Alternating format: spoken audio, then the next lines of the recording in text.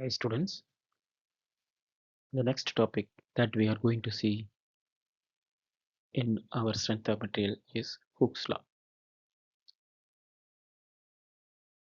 This law you may be studied in your basic physics.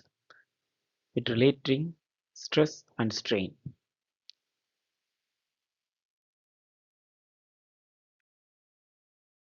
Hooke's law states that stress is directly proportional to strain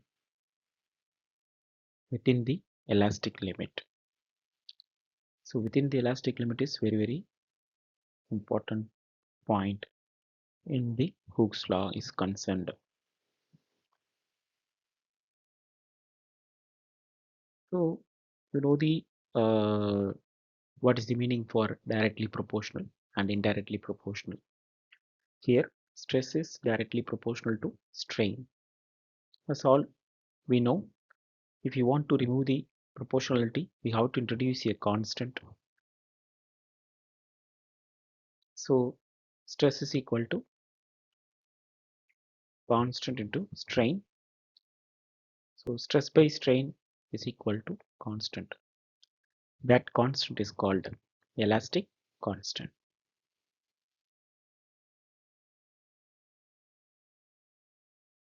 So there are three elastic constants are there. First one is modulus of elasticity or Young's modulus. Second one is modulus of rigidity or shear modulus. And the third one is bulk modulus. So all these three elastic constants are commonly uh, it is the ratio between stress and strain, but it differs what stress to the what strain. Let us see one by one. The modulus of velocity or Young's modulus is denoted as capital E. It is the ratio between tensile strain to the tensile stress to the tensile strain or compressive stress to the compressive strain. So if you apply a tensile force, you will get tensile stress, correspondingly tensile strain. If you apply a compressive force, you will get compressive stress, correspondingly compressive strain. So the modulus of velocity or Young's modulus are related to tensile force and or compressive force. The second one is modulus of rigidity or shear modulus. The name itself we can identify. It is the ratio between shear stress to the shear strain. This shear modulus is denoted as capital G or capital C. The third one is, which is different, bulk modulus. It is the ratio between direct stress to the volumetric strain. Direct stress, or we can already see in the previous slides, previous videos. So direct stresses are tensile stress, compressive stress, or shear stress. These three stresses are commonly we can call it as direct stress. So the bulk modulus is defined as the ratio between direct stress to the volumetric strain. So the term volumetric strain means it is the ratio between change in volume to the original volume that we will see in upcoming slides.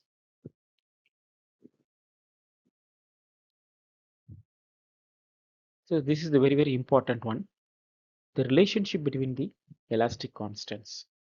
So there are three elastic constants are there, modulus of elasticity or Young's modulus, modulus of rigidity or shear modulus, and bulk modulus.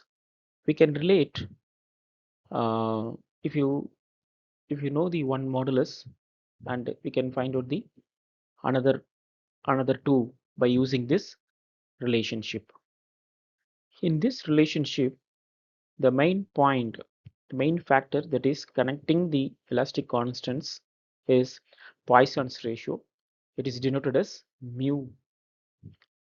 You can see the first relationship capital G is equal to capital E divided by 2 into 1 plus mu. The second relationship is K is equal to E divided by 3 into 1 minus 2 mu. So if you know the value of modulus of elasticity, you can easily find out the modulus of rigidity and bulk modulus by using this relationship. So in the previous relationship, the important factor that is connecting the elastic constants is Poisson's ratio. So it is generally Poisson's ratio is defined as the ratio between lateral strain to the linear strain. Linear strain we may also call it as longitudinal strain. Here there are three pictures are there that will easily you can see that will be easily explained. So first one is you can see if you take a bar of circular cross section, if you apply a tensile force, two things will happen. One is the length will be increasing and parallelly the diameter will be decreasing. So that means there are two strains will occur while you apply a tensile force on a steel rod or whatever the material. So there are two strains are there. One is linear strain and another one is lateral strain. Which one is linear strain? Which one is lateral strain? So as already as we can see from the diagram,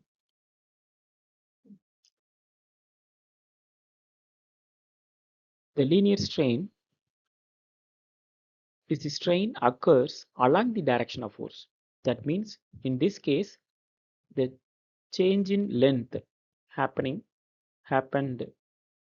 is the linear strain, and the strain occurs perpendicular to the direction of force. That is, in the perpendicular direction diameter is get reduced. So diameter reducing is the lateral strain.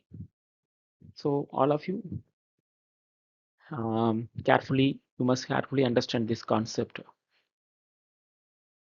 Not all the time change in length to the original length is linear strain. Change in diameter to the original diameter is lateral strain. Not all the times. The linear strain and lateral strains are defined based on the direction of force. Simply you can remember that, understand that if the strain occurs along the direction of force is called linear strain or longitudinal strain. Strain occurs perpendicular to the direction of force is called lateral strain. Hope you have understood the concept.